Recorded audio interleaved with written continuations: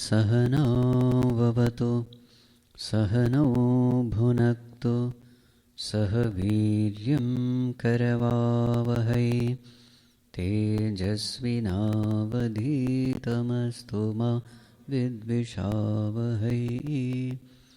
ॐ शान्ति शान्ति शान्तिः।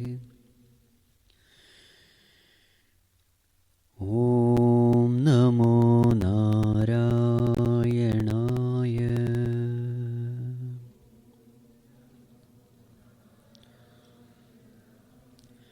ॐ नमो नारायणाय।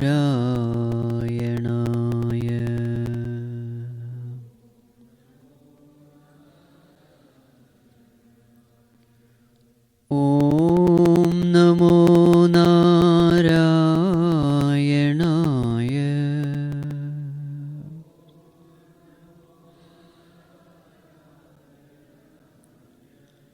ॐ नमो नारायणाय। ॐ नमो नारायणाय।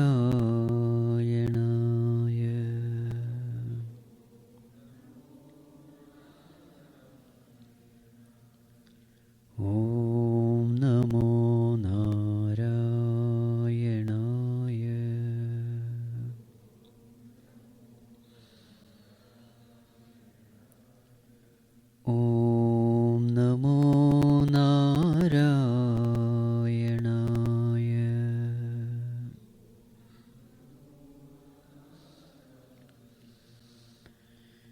ॐ नमो नारायणाय।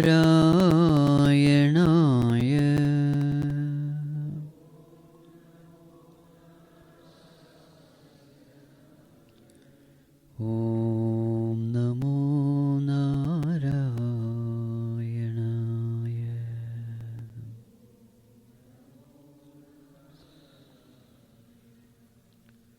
ॐ नमो नारायणाय।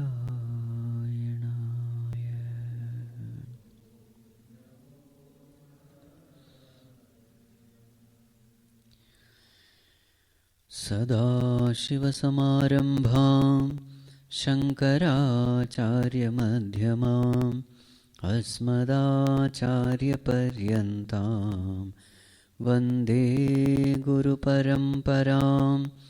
श्रुतिस्मृतिपुराणानाम् आलयं करुणालयं नमामि भगवत्पादं शङ्करं लोकशङ्करं। शङ्करं शङ्कराचार्यं केशवं बादरायणं सूत्रभाष्यकृतौ वन्दे भगवन्तौ पुनः पुनः। समस्तजनकल्याणे निरतं करुणामयं नमामि चिन्मयं देवं सद्गुरुं ब्रह्मविद्वरं सद्गुरुं ब्रह्मविद्वरम्।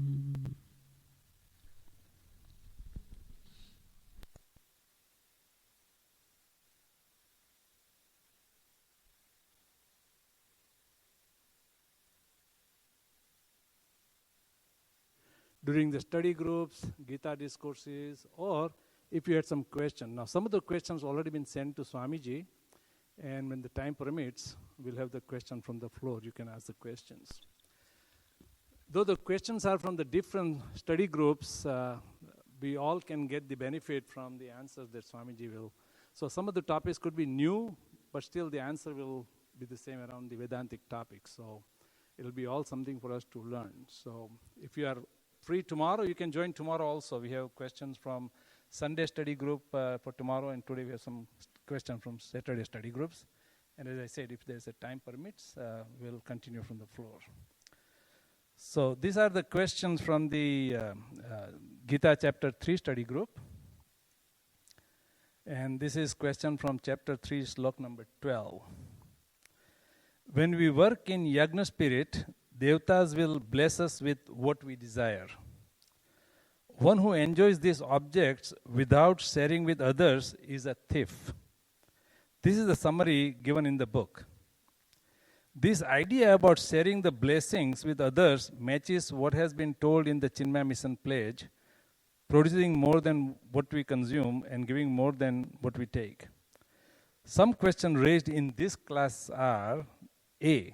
In society, we always see more taken than given. Example, an employer will always expect more work from a consultant for the dollar paid. In this situation, are we expected to give more than we take? Should I read all, Swamiji? Number 2, give more than we take. Are we talking about quality or quantity? How do we quantify what we have given is more than what we took?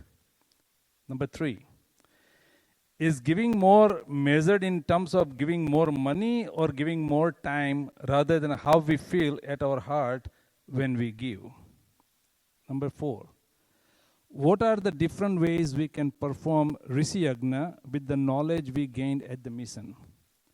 Please guide us how to apply producing more than what we consume and giving more than what we take in our daily life when we interact with the family, at workplace, or in the society, so we can live a balanced and peaceful life.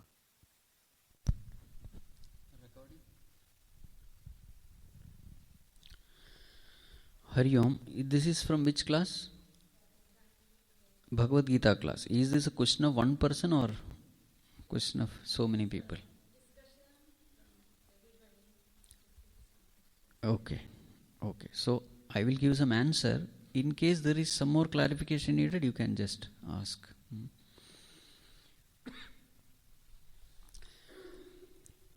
Devan bhavayatanena te deva bhavayantu vaha parasparam bhavayantaha shreyaf param avapsyatha ishtan bhogan hi vo devaha dasyante yajna bhavitaha.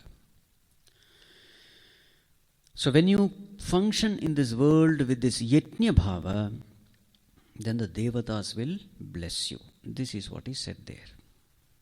You see, what is that attitude? Yajna bhava, producing more than what we consume, giving more than what we take. What is that attitude actually? And what is actually this blessing of the Lord? You see, suppose a worker comes to your house, let us say a plumber. There is some tap that has to be fixed. A plumber comes. And this plumber does a beautiful job. You know, whatever the leak has to be fixed, he takes proper time, fixes it everything, without bothering about time, paying attention only to the quality. He throws away the old one, brings a new tap, fixes it, and charges very moderately. And when he leaves, what is the kind of feeling you have? What is the kind of feeling you have? Oh, this person has done such a wonderful job. Such a clean job he has done, and he has not charged heavily also. Very reasonably he has charged. So there is a kind of joy that comes in your heart. Yes or no? There is a sense of gratitude. What a wonderful person. How beautifully he has done things.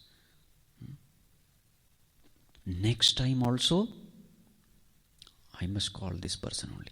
This feeling of satisfaction, of gratitude, is what is called as blessing of Devatas. Are you able to follow what I am saying? This feeling.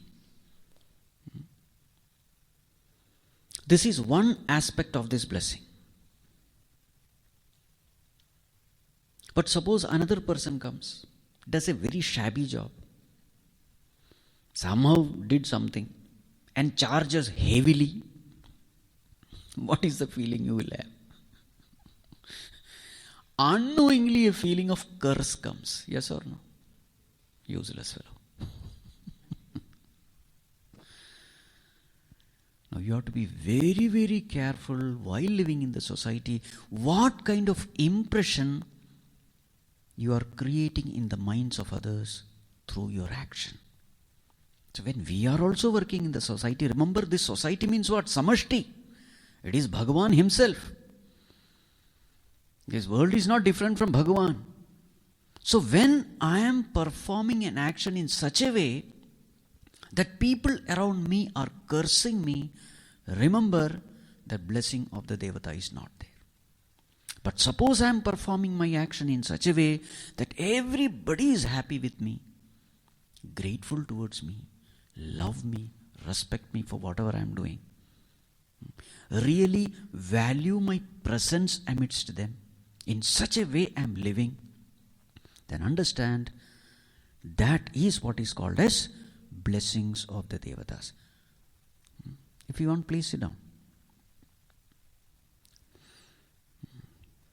See, there are two aspects to this blessing. Number one, what is the general public? What are they talking about me? You get an idea. Number two, what is it that I am feeling when I am performing a particular job? See, there is a sense of satisfaction in us also, isn't it? When we have done a work beautifully well, paying total attention, beautifully done, there is a sense of satisfaction. There is a sense of fulfillment. At the same time, when I have done a thing very shabbily, not properly, there is a sense of guilt also. So, these Devatas' blessings, they can be gauged in two ways. Number one, what is it that I feel about myself? Number two, what is it that the Samashti is feeling about my work? These two together will give an indication of this, what you call, blessings of curse of Devatas. Right. This is one aspect. Now, another aspect, producing more than what we consume, giving more than what we talk. Wherever we go, see, there are so many places in the society where people are working selflessly, where things are available free. Another aspect of this is never take anything free from the society. Never. For example, suppose you are going to a temple, free food is available. Fine, as prasadam you take food. Let us say that food is for $5. But you are not charged, it is free. Annadanam is happening. What you have to do? Have food, silently go to the donation box, put $10 and come. Never take anything from the society free. This is the meaning, producing more than what we consume and giving more than what we take. Wherever you go, our thinking should be this: what can I give? What can I contribute? Never should our thought be, how much can I exploit the situation? Never. If this is our attitude, then stena eva saha aghayurindriyaramaha mogham partha sajivati. Then know for sure Devatas are going to curse you. It's not that some Devata will sit and curse you. No. Your own action will come back to you.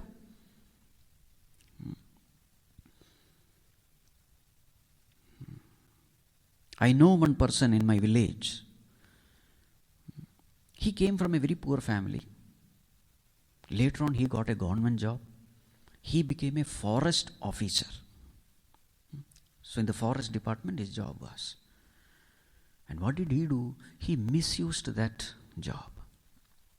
In the forest department, I don't know how many of you are aware, every truck that passes with all those, carrying wood chopped from the forest, this officer, he would stand there and the driver would pay something.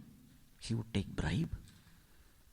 And thus he made lot of money other than the government salary. He made lot of money. And because he had lot of money, everybody was very respectful to him in the village, because generally rich people are given lot of respect. Wife, children, villagers, he had great respect. He lived with. But later on what happened was, he was diagnosed with some disease and the doctors were not able to find out what that disease was. Went on for different tests. He suffered a lot. Finally, they came to know that it was cancer. But it was already the 4th stage. By then, his body was paralyzed. He was lying down. Even for nature's calls, he had to depend on others. His own wife and children started cursing him. Whatever money he had earned through all the illegal, immoral ways, everything went away. Not only that money went away, the amount of suffering. 2 years he was on bed. And he was also cursing everybody. This is what will happen. You see, there is something called Artha Shuddhi. Artha Shuddhi means what? Whatever money you are earning, through what means have you earned that money? That is very important. If the money is earned through illegitimate ways, know for sure that money is going to destroy you.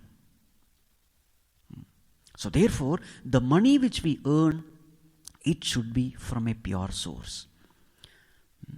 Suppose you are doing the work of $50 and earning $100. Remember, that also is an impure money. Because you don't deserve it. So then how to purify this money? One way of purification is charity. Do dhanam. We don't know in what way, what all aspects of impurity is there in the wealth. So one part of the wealth, always reserve it for dhanam, for charity. One way of purification of wealth is charity. In the society, there are certain laws. If you are eating more food than what you need, know for sure that food is going to become disease. All the diseases in the modern times, it is because of what? Not undereating. It is always because of overeating. It's a law. If you are taking more than what you need, that excess amount will become a disease. And then you will have to suffer for it. You will have to pay for it. Whether it is food, whether it is wealth, or whether it is anything else. So therefore, the best way of living in this life is whatever you get, wherever service you get from whatever the places, always ensure that you are contributing more wherever you go. If this way you live, then there is a hidden, unseen blessing which will always protect you. It is always there. These things cannot be proved, but it is there. So that law is what is mentioned here, the blessing of the Devatas. Never exploit the weakness of others. Never exploit the ignorance of others. Always keep that conscience clean. So this way of living is called life of Yajna Bhava. You know, Abraham Lincoln, I read one story of Abraham Lincoln. So he was a boy. At that time he was working in a tea shop.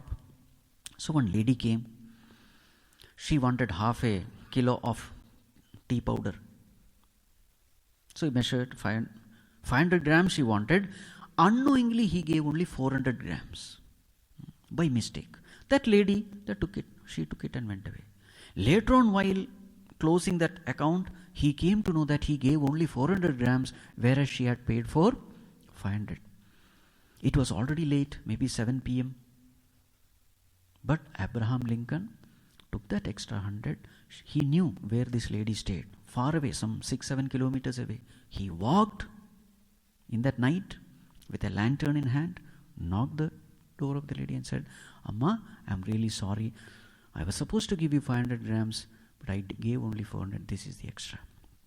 He walked all the way in that night, and this lady's heart was touched. Her eyes were filled with tears, and, "My dear son, just for this you came all the way." Definitely, you are going to, your future is definitely going to be bright. I don't know what you are going to become, but one thing is for sure, you will always be protected. Blessing will always be. So she blessed Abraham Lincoln. What I'm trying to say is, let us live a life invoking the blessing from everyone around us. If this way we live, then that life is called Yajna Bhava. So there is quality also and there is quantity also. So did I answer this question? Clear? Yes. So,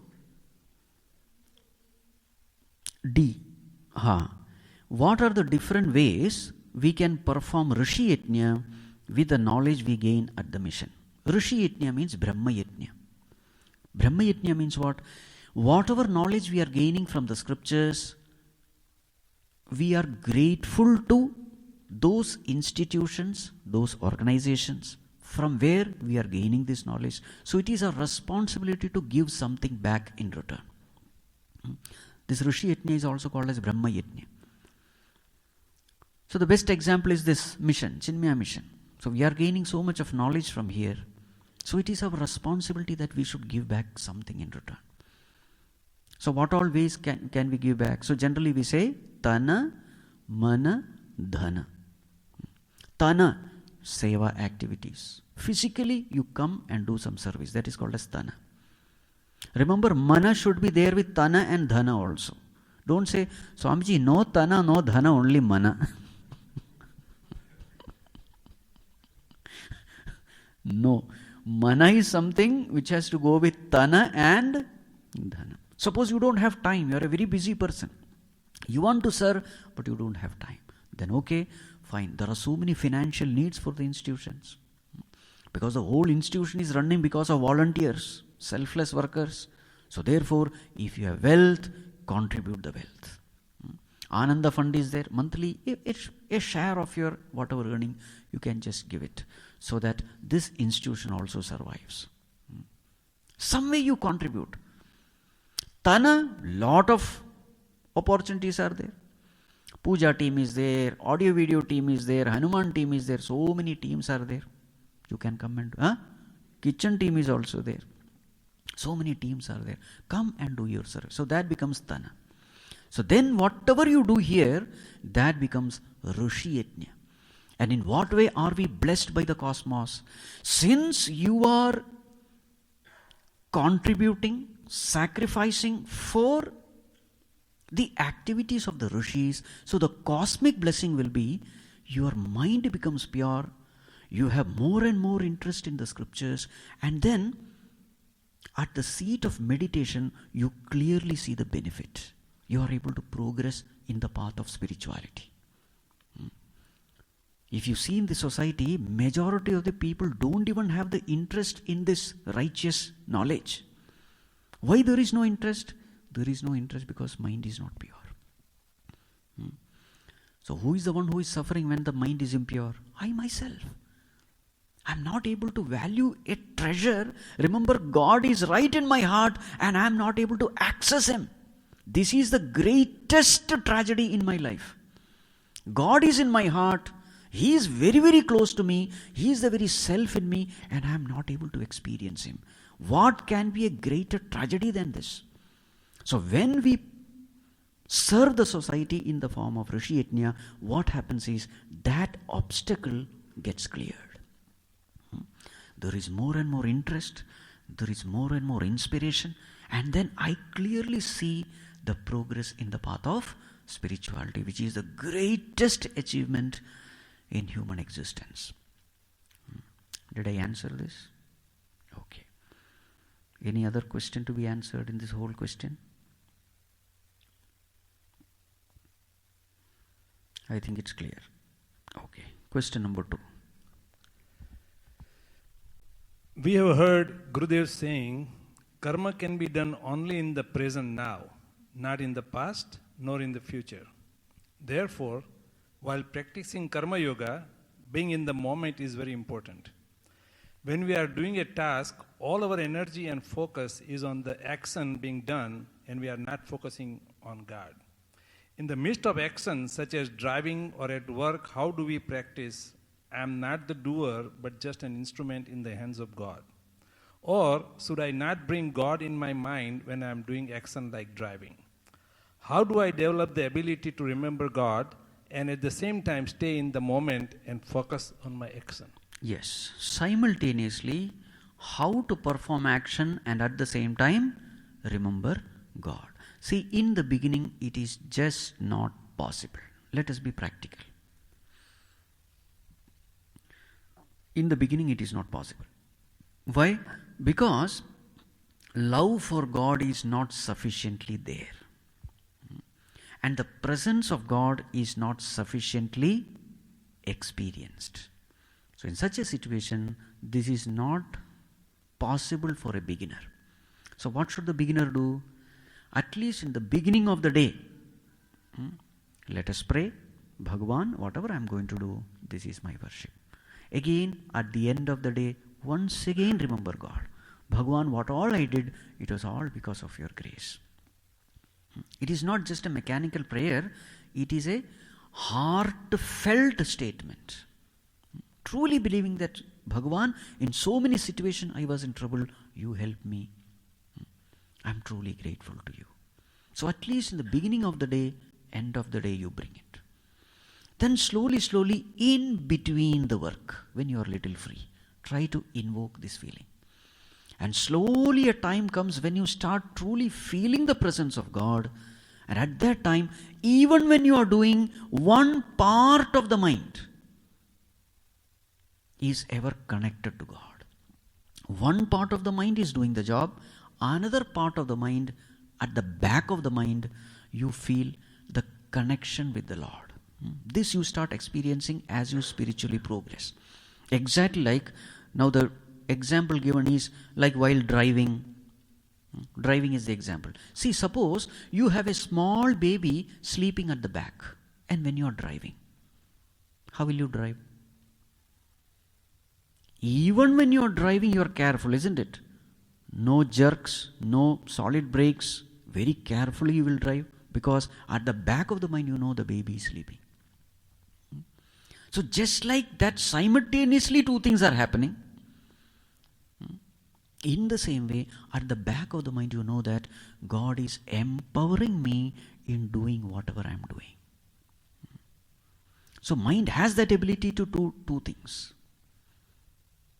Mind has lot of abilities. The abilities that we make use of the mind is very less. In fact, as you grow in spirituality, you will really unfold so many abilities of the mind, which earlier you were never even aware of. A mind that is pure, a mind that can concentrate, has got tremendous amount of abilities. Slowly these abilities will start manifesting in you. And one such ability is the ability to remember God even while performing your duties and responsibilities. Clear? Any question? Okay. Next one. In chapter 3, sloka number 12, it is said, Devas nourished by the sacrifice will give you the desired object. In the chapter 5, we are told when you live with karma yoga principles, whatever you need, God will provide that. But I have also heard that God gives you what we deserve, not what we desire. Please give clarification. So there is something which I need, there is something which I desire, and there is something which I deserve. Correct? What happens is, as you are doing karma yoga, your mind becomes pure, and in a pure mind, certain needs manifest. Remember, you will desire only that which you need. That is a sign of a pure mind. A pure mind is not a greedy mind. So whatever you desire will be whatever you need. A pure mind will ask only what it needs. And when you desire what you need, remember that is what you deserve. And what you deserve, Bhagavan gives you that. So what I need equal to what I desire, equal to what I deserve. And that Bhagavan provides. This is what happens as you walk the path of spirituality. So therefore there is absolutely no conflict in the statements made. Did I answer? Is it same as the prarabdha here now? Like, since we desired something and God gave us that, because the mind is pure and now we desire something and Bhagavan gave us that. Is it also a part of the prarabdha? That Yes, yes. Yes. it becomes a part of the prarabdha. Yes. Okay, so prarabdha is not just what we are born with, but as we accumulate during our life, that also is a prarabdha. Yes. Thanks so much. Yes. One second. See, is the mic functioning? Yeah, please hold it close to your mouth, huh, please. It should be heard by everyone. That's the point. And we are recording also, so it should be heard in the recording, please. So keep it close to your mouth, please. Swamiji, I had two questions. From first question, we are watching so many YouTube useful videos. So how are we grateful to them? How can we contribute to those online, which is not in person contact? And the second question is, can you recall the equal to formula just now you said about need, desire and deserve? Thank you. What I need, what I desire, so in a pure mind, certain needs manifest. For example, I need food. It's a need, it is not a greedy desire. For my survival, I need food, shelter, clothing, basic needs. So there is a need. So it manifests in the mind as a desire. Need manifests as desire, and these desires are fulfilled by God because I deserve it. Need, desire and deserving, all the three, they go together. Because there is a statement, God gives you not what you desire, but what you deserve. The whole confusion comes from that. God gives you not what you desire, but what you deserve. So in a pure mind, what you desire is what you deserve. Because you don't desire anything excess. A greedy mind will desire excess. Got it? Much more than what I need. I want this also. I want that also. Hoarding, accumulating. This is the nature of a greedy, impure mind. Whereas a pure mind, it will ask only what I need. And that Bhagavan will provide. This is the whole point. Now the second thing is, we are grateful to so many people, especially YouTube and this and that. I will never be able to, I have not even seen that place, or maybe it is far away, or that person I am not never be able to. How will I be able to contribute? See, remember these are all samashti. It's a part of samashti. Samashti means what? Totality. So wherever you are present, your action need not be universal. It can be local. Wherever you are there, serve the people around you. That is enough. You don't have to go all the way to the other part of the globe and serve that person. Not necessary. The samashti has given you whatever you are having. So wherever you are, the family, the society, wherever you are, you do service there. That is enough. Because with our limited ability, we cannot serve the whole world. Not possible. So service can be local. Understanding has to be global. You understood? Vision is global, action is local. Clear? Okay.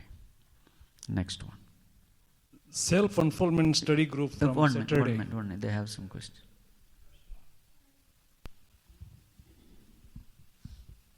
Hi, Hariyam Swamiji. Just wanted to build on that question. You say that what you desire is what you deserve, and that's what you get. But we also are blessed to get a lot of things that are part you could consider excesses. We're blessed to be able to go on vacations and get material things. I guess, what do we do with those experiences? Those are not necessarily things that we need, or that I consider that we need, but we still are blessed with them. I think that may feed greed as well, and how do we reconcile those two? You see, cosmos has this law. It will give you something excess only. It is not miserly. Cosmic forces are not miserly. If you give $10, it will give you $100. Cosmic forces are like that. It is very lavish in giving. You give a little, it will bless you with more. But then, never be greedy. Whatever excess you get, don't enjoy it. Again, pump it back to the society. Because there are so many underprivileged people who don't have access. Give back to them. This is how we must live. That is why it is said, giving more than what you take. Because you have more. That is why you have to give. So then the cosmos will go on blessing you. Parasparam bhavayantaha shreyah paramavapsyata. Devan bhavayatanena te deva bhavayantuvaha parasparam bhavayantaha shreyah param avapsyata. You worship the Devatas with whatever you have. Devatas will in turn bless you in this way, cherishing each other. So whatever you have, you pump it back to the society. You take whatever is needed, excess, let it go back to the society. In this way, when you live, the society is blessed, you are blessed, everybody is blessed. This is called as win-win situation. Clear? Right. Let's finish the question here first, which are given last week, and then we'll take the question from the floor. This is the question, self-unfoldment study group from Saturday. Number 4. God lives within each one of us. With this belief, is it possible to feel the existence of God, or how to experience the presence of God? And what's the purpose of visiting places of worship when God is within ourselves? God lives within each one of us. With this belief, is it possible to feel the existence of God? See, if you want to feel the existence of God, you will have to pay a price. Nothing comes cheap in this world. And what is the price you have to pay? Just believing that God is in everyone will not do. You will have to act accordingly also. So if truly you believe that this person is a manifestation of God, how will be your attitude towards that person? There will be love, compassion, forgiveness. There will not be hatred. There will not be revenge. Yes or no? In this way, when you behave in a cultured way, divine way, then definitely that will purify the mind. And with that pure mind, you can experience God. Remember, only qualification necessary to experience God is a pure mind. Nothing else is needed. And what is a pure mind? A mind filled with divine thoughts, noble thoughts. If this is there, definitely you can experience. So why is it that today we are not able to experience God? Mind is filled with all kinds of impurity. How does that impurity express itself? Anger, revenge, greed, agitation, tension, worry. That is why we are not experiencing. So, God lives within each one of us. With this belief, is it possible? Definitely it is possible, provided not only it remains as a belief, it also expresses as action. Whose question is it? I don't know. Okay. Did I answer? Okay. Okay. No, wait. One more is there. And what is the purpose of visiting places of worship when God is within ourselves? You see, every place has the ability to influence the mind. Yes or no? There is good place, there is bad place. There are places where you automatically feel like sitting for meditation. You go to such places, you feel like sitting quietly with closed eyes. You feel like going within. And there are places where you are automatically tempted to go out. A mall, a marketplace. You will never see even one person sitting and meditating in a marketplace. In Patel Brothers, somebody is sitting and meditating.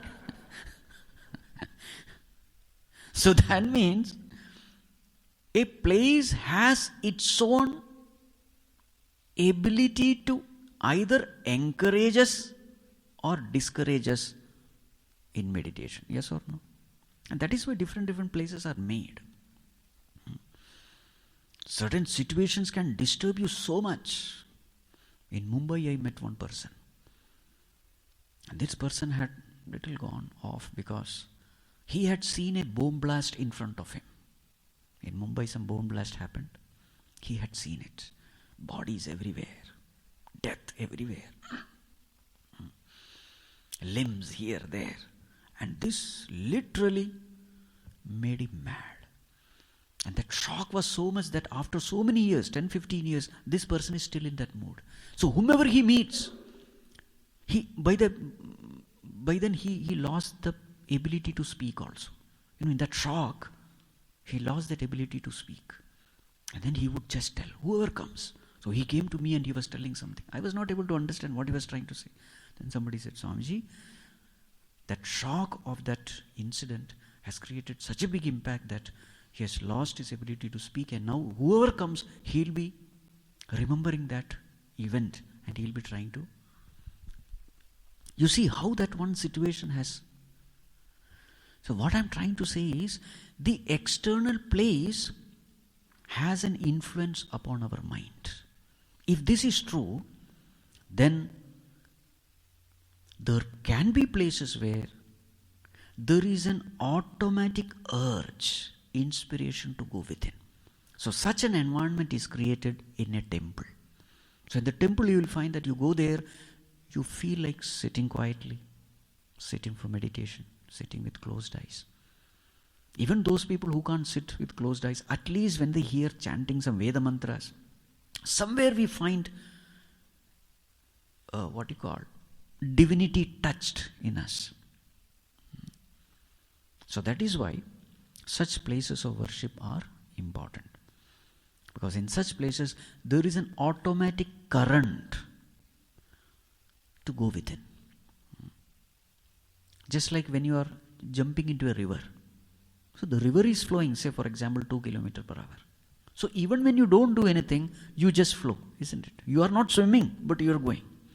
In the same, in such places, there is an automatic urge, inspiration, you may call it spiritual vibration of the place, which helps you go within. There is a push. The external environment pushes you to go within. So, your purity of mind plus this external push takes you deep within. But one more thing I have to say, as you advance in the path of spirituality, then you don't need this external push. But as far as the beginners are concerned, this push is very essential, very useful. That is why we have these places of worship. Did I answer? Okay, right. So this question is related to getting an understanding of the timing of the entire creation and the timing of creation of Jiva. Here is my current understanding.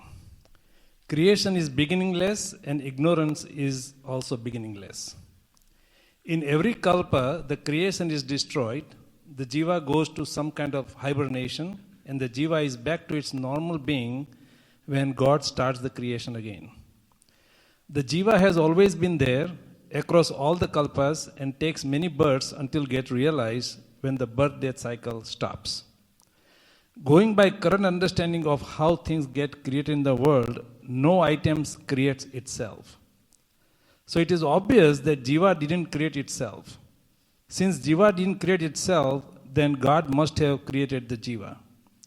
In Gita chapter 9, Lord Krishna says the Jiva comes back again and again to this world helplessly due to its desire.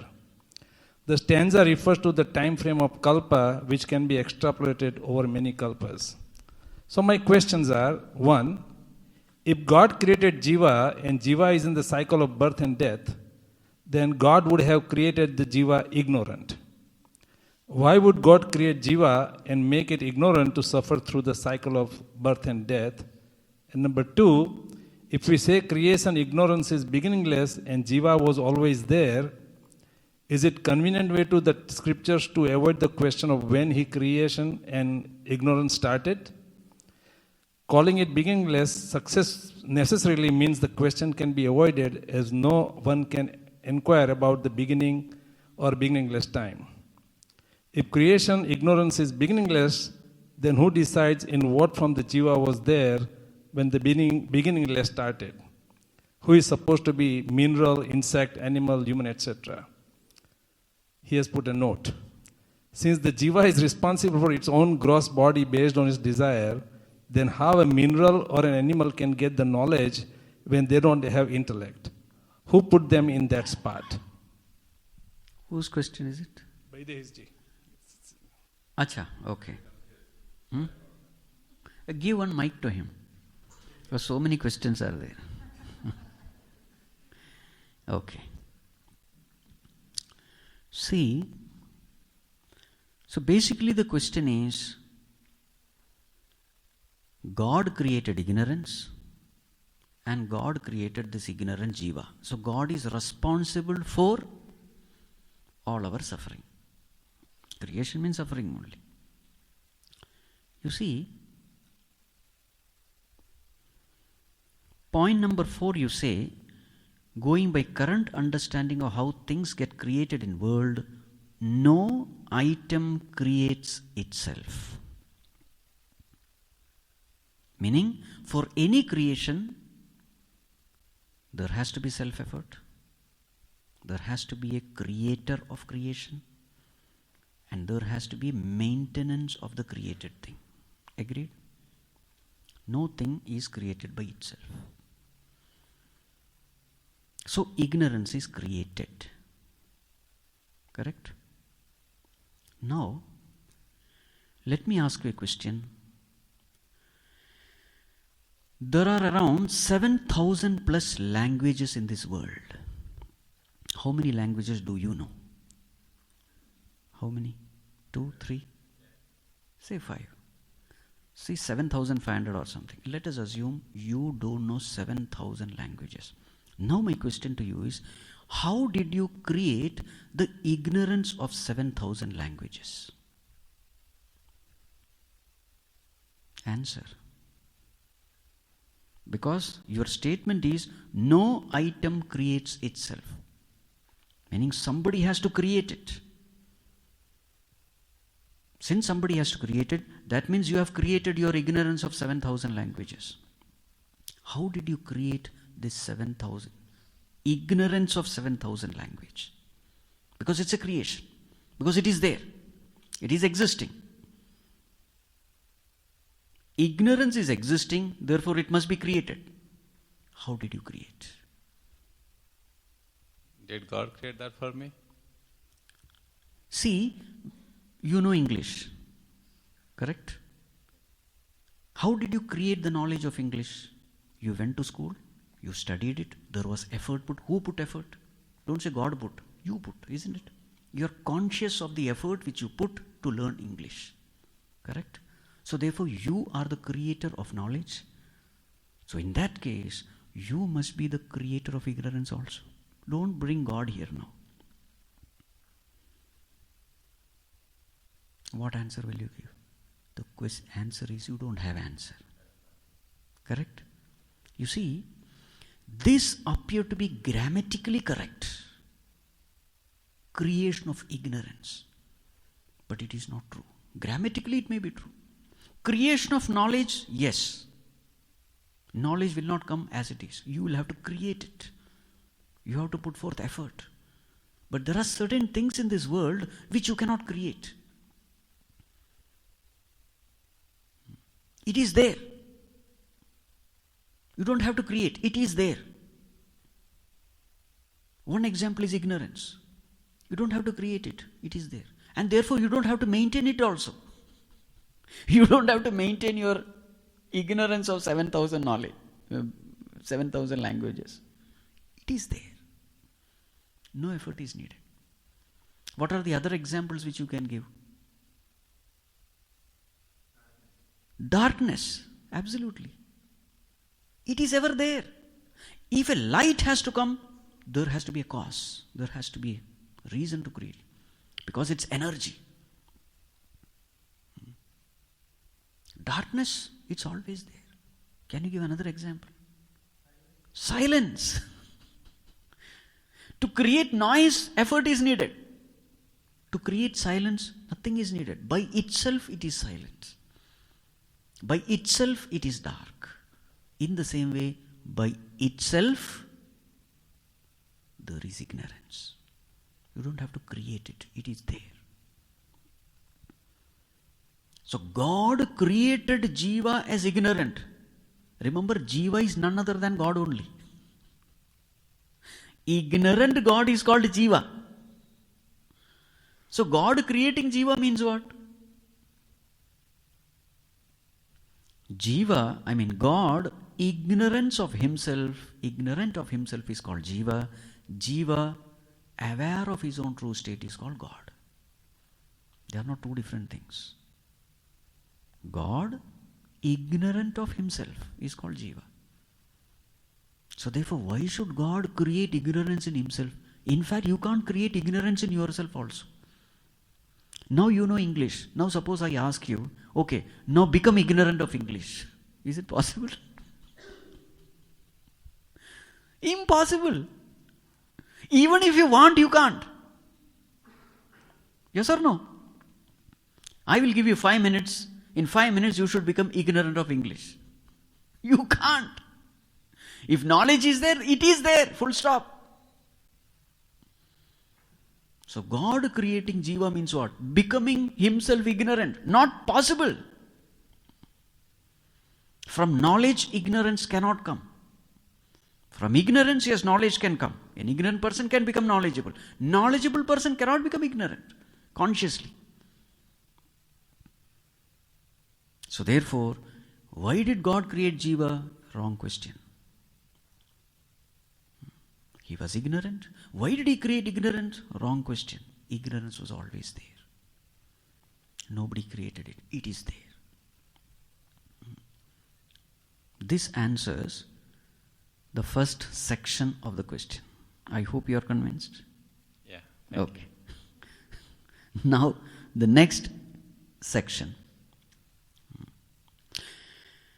If creation ignorance is beginningless, then who decides in what form the Jiva was there when the beginningless started? Who decides? See, we are all connected by a cosmic mind. The mind which we have is called individual mind. But all the individual minds are connected with a cosmic mind, or called as total mind. Sometimes it is called as Hiranyagarbha, or simple, we can call it God, Ishvara. That total mind is aware of what is happening in each and every individual mind. Just like the ocean is aware of each and every wave. Because the totality is ocean. Ocean knows every wave. Or another example, I know the existence of each and every hair in me. Somebody pulls my hair, I will know. Because I am the samashti. That is a veshti. The totality knows everything about the individual. So the cosmic mind knows everything. So what is the question? Who decides in what form Jiva was there? It is this cosmic mind who will decide. Because it knows about the individual mind. In which stage of evolution it is. Accordingly, that cosmic mind gives the body. Whether it is mineral, plant, animal, whatever it is. And the next aspect of the question is, since the Jiva is responsible for its own gross body, based on its desire, then how a mineral or an animal can get the knowledge when they don't have intellect? See, it is a wrong statement to say that animal doesn't have intellect. It is not true. What is the function of intellect? To decide what is right, what is wrong. Correct? Decision making is the function of intellect. Isn't it true that animals are making decisions?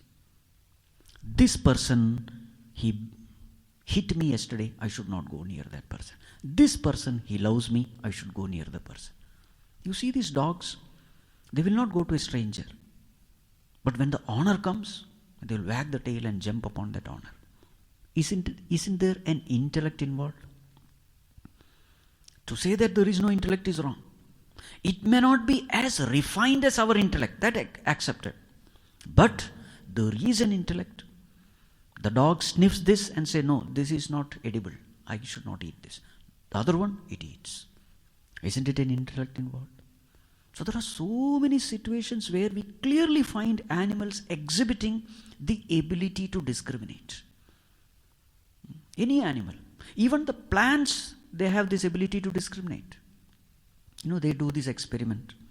In the closed room, one hole is there from which the sunlight comes, and a plant is kept. And you will find that the plant goes towards that hole to get sunlight. Isn't it an exhibition of discriminating ability? I get sunlight from here, I should go here. So in every living being you will find that element of discrimination. So to say that these beings don't have intellect is wrong. But yes, we can say that it is at a very preliminary state. In fact, the evolution is based on intellect only. Intellect means what? Our understanding about life. Whether it is plants, whether it is birds, insects, animals, human beings, how are they different? They are different in only one thing, based on their understanding. Even among human beings also. Tamasic people, Rajasic people, Sattvic people, what is the difference? Not the physical body, but their understanding in life. The whole creation is based on intellect only. So to say that they don't have intellect is not actually right. So since the jiva is responsible for its own gross body based on its desire, then how a mineral or an animal can get the knowledge when they don't have intellect? No, they are also evolving. Every animal is evolving. See, cosmos will bless you with evolution when you just go through life. Because going through life means what? There is suffering. Just to exist on this planet, live on this planet, you have to go through a lot of suffering. Whether you are a human being or a plant or an animal or insect, you know the amount of suffering these squirrels, etc., they go through. The birds, the squirrels, the monkeys, you just look at them, you will know. All the time there is fear. You just observe a squirrel who is just eating a nut, sitting in a corner. All the time it is full of fear. Maybe some fox, maybe some coyote will come and catch it. You know that fear is a pain. So cosmos blessed that being for going through that pain. Cosmos blesses it with evolution. No pain, no gain. You pain, you gain. This is a law.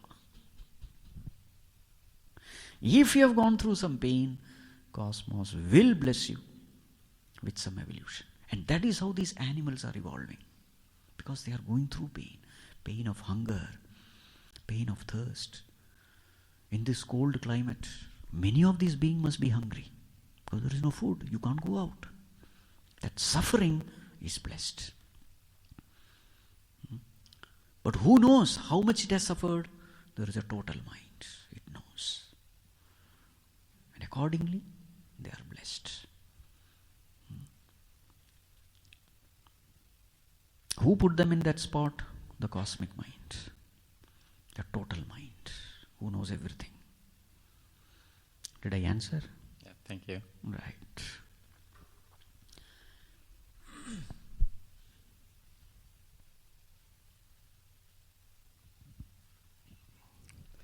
The scriptures say everything is unreal and God alone is the truth.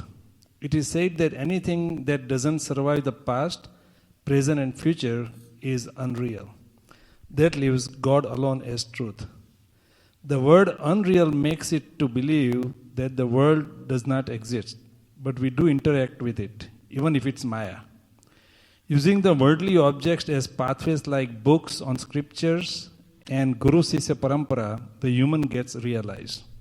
So the question is, what is the true meaning of the word unreal here? And how do we explain the interactions of an unreal human with gross body with the unreal world to get realized?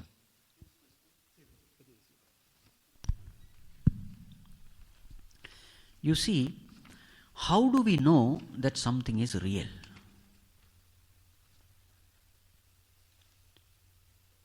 Just because I am interacting interacting with the world,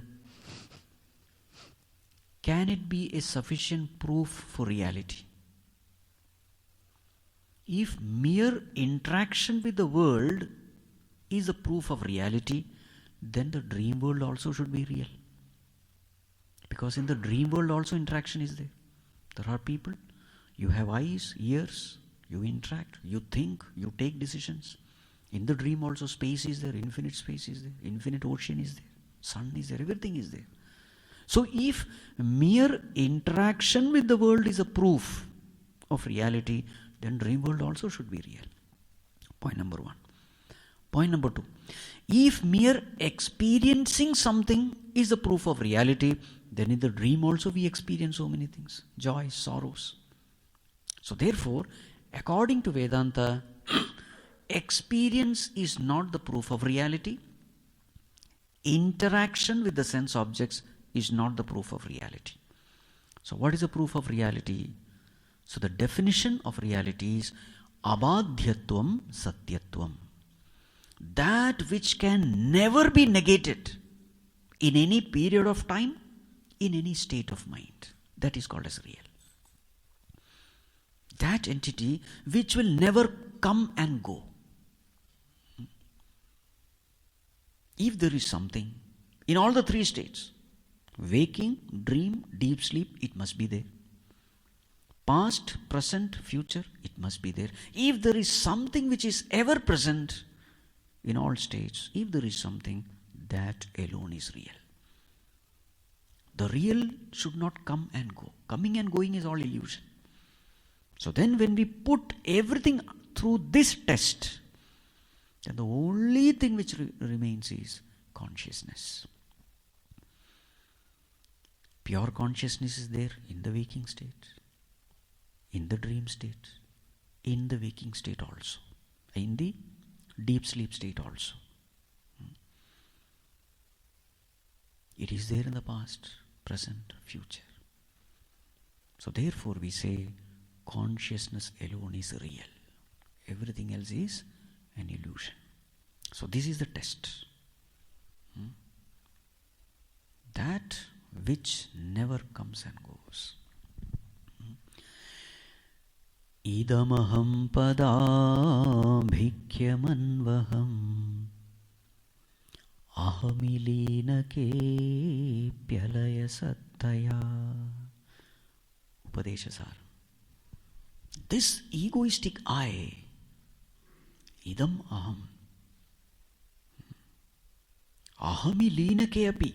Even when I go to sleep, this aham, this ego goes away. I go when I am in deep sleep. But this presence, this consciousness, alaya sattaya vibhati, it never dissolves.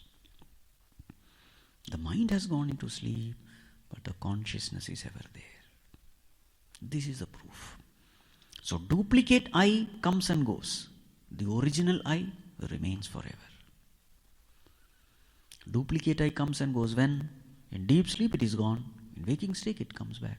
Goes, comes back. Ahamilina ke api. But this I, original I, it is ever there.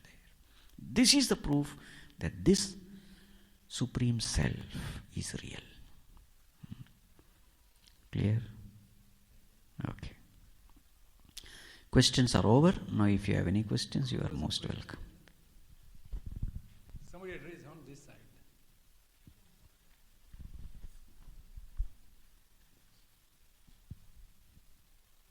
Hariom Swamiji. So one thing you always say that I really like is, like, it has influenced me a lot is thoughts become words, words become actions, and so on. Now this is a very neutral statement. It can be go positive thoughts and negative thoughts. Now over here we are trying to cultivate positive thoughts and positive influence. But when we go outside, we can see there are a lot of negative thoughts, like which are becoming actions, words, eventually destiny also. If you see social media, technology, gadgets, even politics, and the laws that are created. How do we reconcile living that we are experiencing more of that negative and we still have to do our part? How to live in this world? That's the question. See, let us take one example. Technology. Social media. Say, for example, YouTube. You see, if you see that one thing, there are so many good things in that. Yes or no? It may not have millions of views, but excellent contents are there, which earlier there was no way in which you could have accessed in the past. But today it is available. Any Mahatma, anywhere in the world, you have those talks, you have those videos. So how to influence? See, the question is, in the cosmos everything is there, what are you choosing? What you choose, you get. This is the law. Negative thoughts are there, positive thoughts are there. Negative contents are there, positive contents are there. The question is, what are you choosing? You have a filter. The filter is your sense organs. Only that which you expose your sense organs to, only that will enter into your mind. As long as your mind and the sense organs have not paid attention to a thing, that thing cannot enter into you. That is the filter given by God to you. So how should I use the filter? Bhadram karne vishrunuyama, bhadram pashyema, akshabhir yajatra. O Lord, may only the auspicious thing enter into my ears, only the auspicious thing may I see. So then what are you doing? Remember the lotus. When the sun rises, it opens up. When the sun sets, it closes. If this way you live, your mind will be in Satyuga, though you are living in Kali Yuga. Your mind will be peaceful. So this is all we have to do. There are good things, there are bad things. Tasmat tvamindriyanyado niyamya bharatarshabha. Arjuna, indriyani tvam niyamya. Keep it under your control. So this is the yajna we are. See, in yajna, in Homakunda, what do you put? Fire has to be there, so you have to put fuel. And just because the fire has to be there, you don't put some slippers and chappals and rubber tires and all. You don't. You put only, sacred things. In the same way, constant yajna is going on in us. So what are you putting into your eyes? What are you putting into your ears? Ensure that they are auspicious, good. If this much you do, see, that is called as beware of your thoughts. You are thinking noble, sacred, divine. So everything has to be divine, noble, sacred. Everything good only will happen to you. Dharmo rakshati rakshitah. So this is the way we have to live. Don't try to change the world. In the world, filter only what is good, leave back what is bad. This is the way. Clear? Hari Om Swamiji. I have a follow-up question to that lady what she said. In one aspect, we can put filters and we can stay calm, but at some point it still bothers that there is a lot of unfairness out there. Meaning to say, people who are actually committing crimes and things like that, they are still living very well. Politically, they are very well supported, they are very wealthy and everything, but we can stay calm and do all of those things, but there is an imbalance. So how to reconcile this imbalance? If you think that corrupt people are happy, why don't you become corrupt?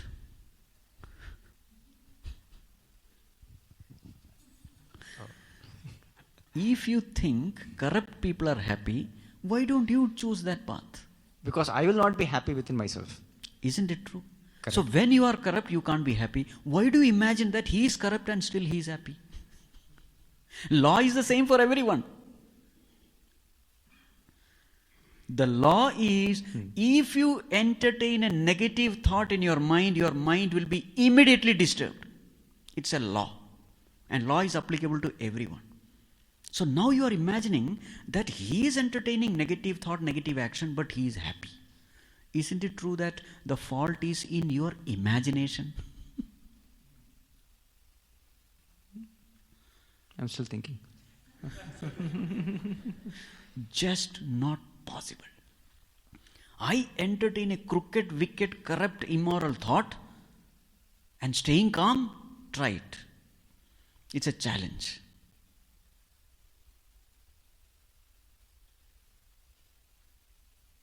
The whole world is functioning based on laws. And the Lord is taking care of this world. You think in this world a person who is immoral, corrupt, etc. can be happy? Yes, he may have comforts and convenience. I don't deny that. But that is not happiness. You can be miserable in your 7-star palace or palatial building. You can be miserable amidst all your servants. You can be miserable as an owner of your big company, fortune company, whatever. You can be miserable. You can be a multi-billionaire and still be miserable. Just because you have money, comforts, power, position, that doesn't make that you are happy.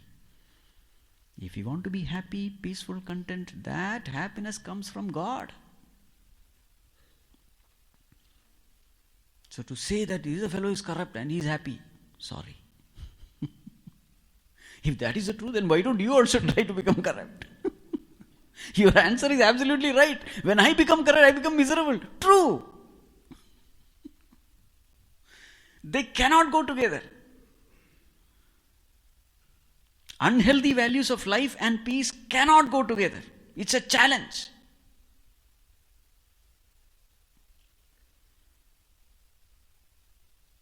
So what has to be corrected? My imagination. That's all.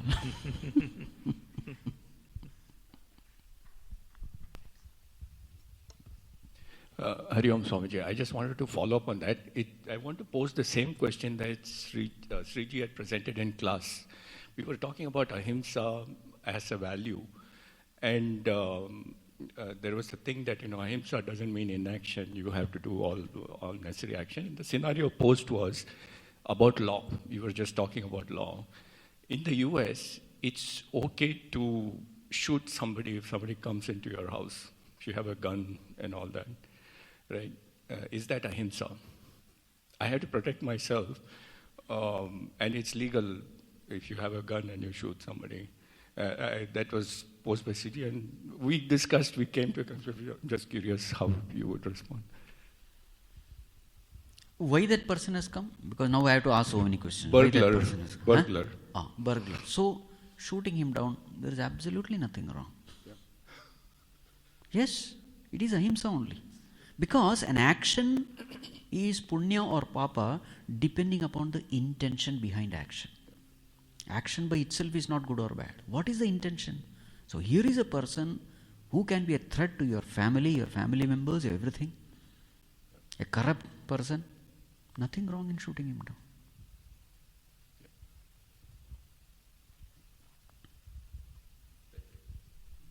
Hari Om Swamiji. We learned so many things here. But one more I have to add.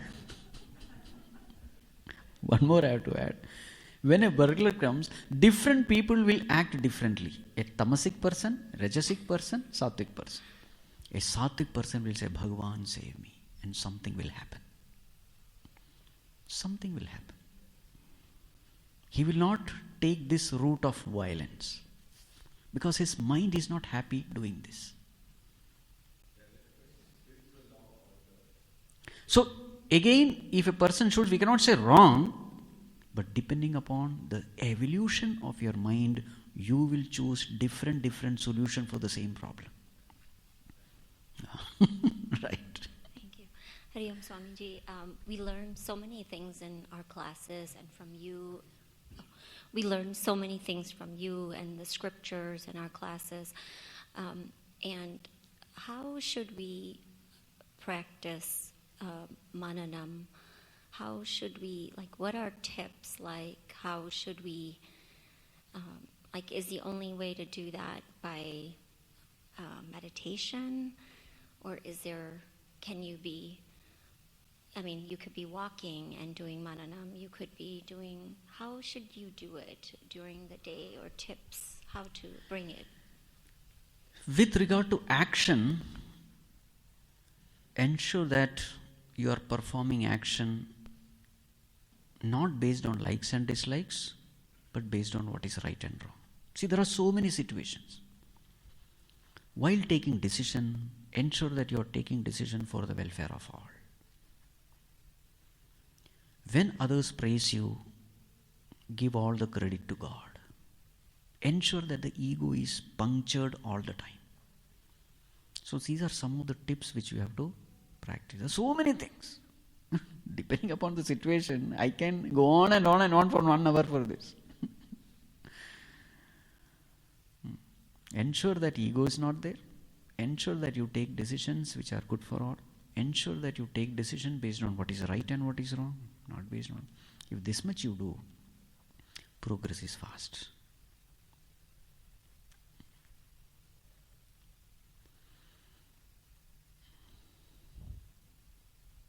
Time is up.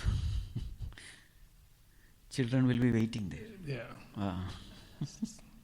So you can come tomorrow because we'll continue the same question answer tomorrow. So if you are available with different tomorrow, questions. A different question, not the same questions. From the Sunday study groups. So please come. Hari Om. Om Sarve Bhavantu Sukhinah Sarve Santu Niramayah Sarve Bhadrani Pashyantu Ma Kaschid Dukkha Bhag Bhavet Asato Ma Sadgamaya Tamaso Ma Jyotirgamaya Mrityor Ma Amritam Gamaya Om Purnamadav Purnamidam Purnat Purnamudachyate Purnasya Purnamadaya Purnamevavashishyate Om Shanti Shanti Shanti Harihi Om Shri Gurubhyo Namaha Harihi Om.